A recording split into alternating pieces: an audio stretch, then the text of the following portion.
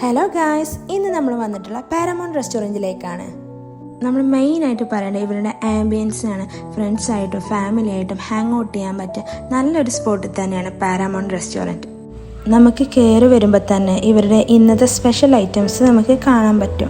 ആദ്യം തന്നെ ട്രൈ ചെയ്ത് ഇവരുടെ പാൽ പൊറാട്ടയാണ്. നല്ല തേങ്ങാപ്പാലിൽ മുങ്ങിക്കിടക്കുന്ന പൊറാട്ടയും മസാലയും കൂട്ടിക്കഴിക്കും. അത് നല്ലൊരു ഫീലാണ്.